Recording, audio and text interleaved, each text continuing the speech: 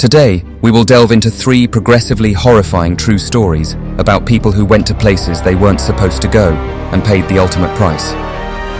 We post new stories twice a week on Tuesdays and Thursdays, so stay tuned.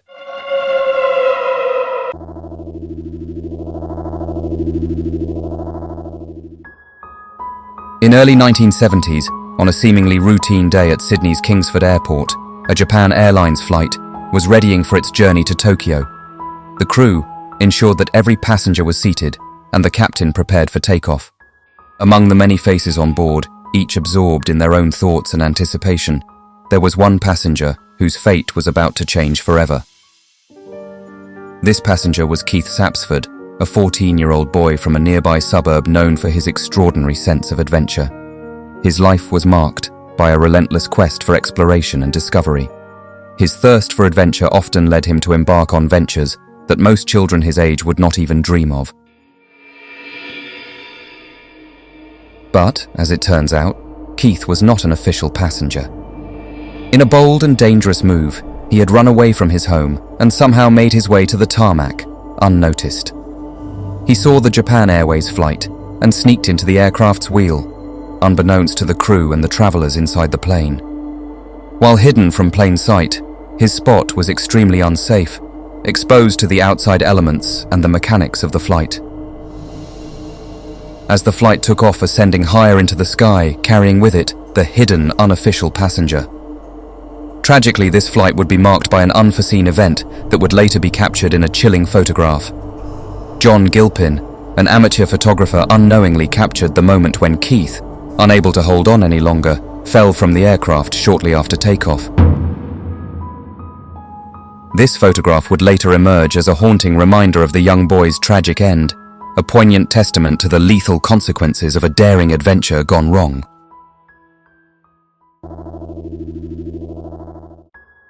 On a sunny day in late November 2018, a small ship quietly set sail from the Andamans, charting a course toward a distant and forbidden island.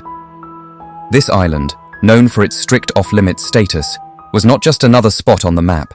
It was shrouded in both mystery and explicit warnings against visitation.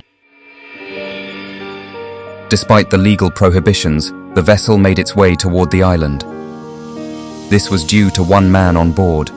This man, fueled by a deep conviction, had offered a substantial sum of money to the local fishermen to embark on this risky journey. As the ship cut through the vast open sea, the enormity of the ocean mirrored the magnitude of their undertaking. The waters around them were as deep and fathomless as the unknown dangers that lay ahead. But no one on board could truly anticipate the outcome of this expedition or the repercussions that might follow.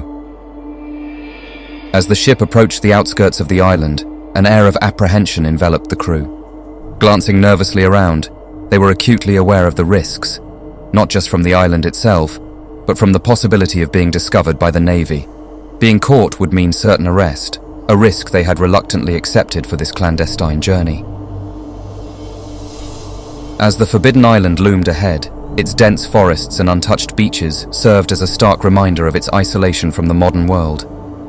The crew exchanged uneasy looks, aware of the island's fearsome reputation, whispered tales of previous adventurers who dared approach and never returned, hung heavily in the air, adding to the palpable tension.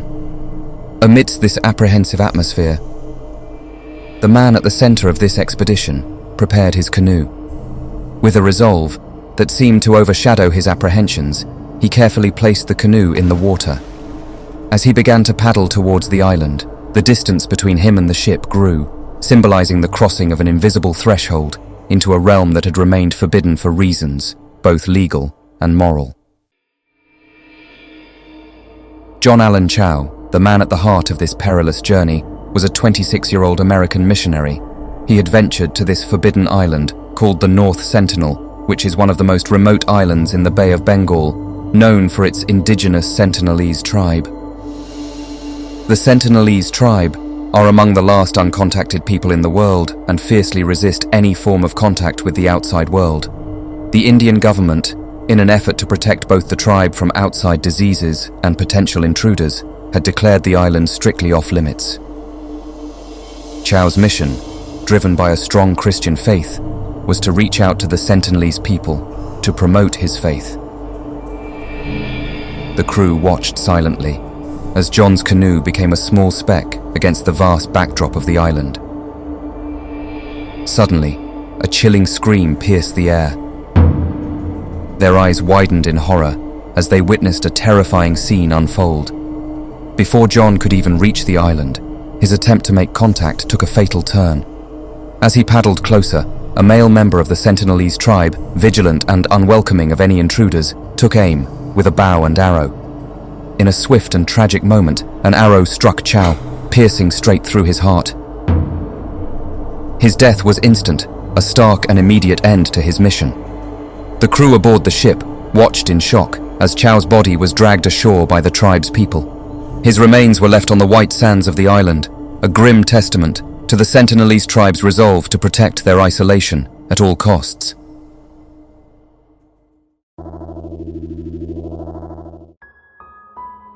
On July 1st, 2023, Chris Cummins, a retired mayor, began his day in the tranquility of his home.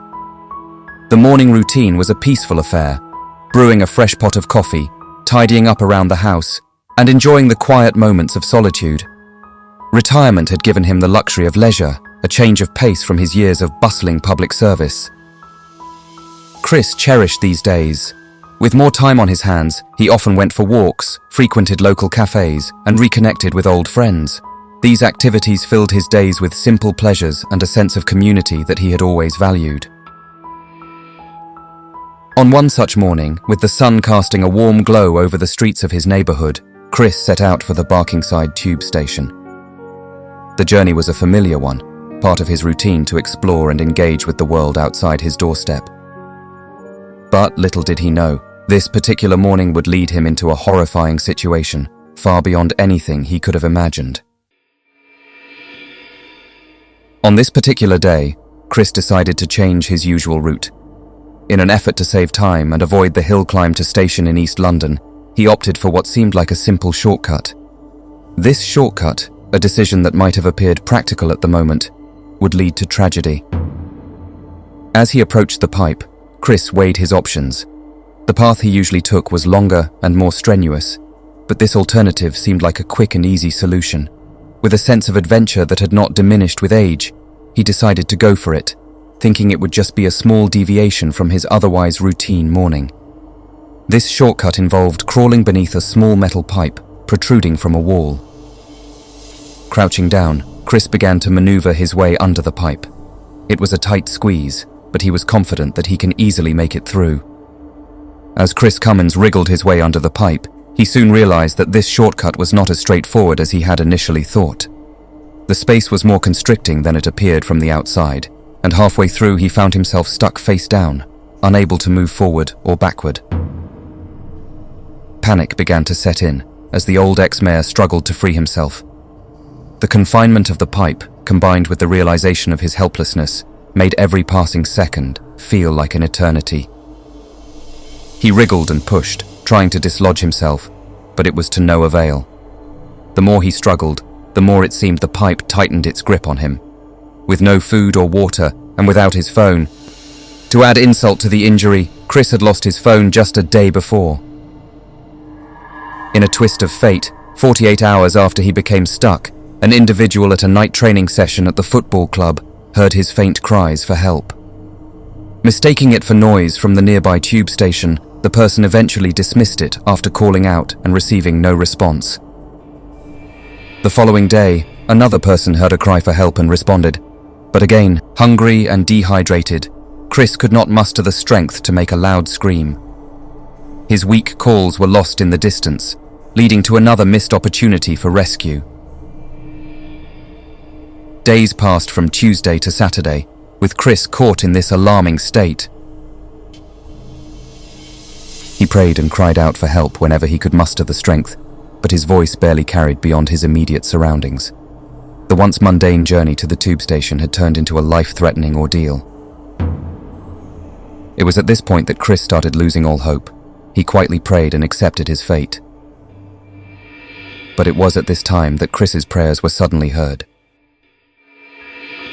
Richard Eaton, the manager of Redbridge Football Club, was the unexpected savior in Chris Cummins' harrowing ordeal. While reaching the football club, Richard heard faint cries for help.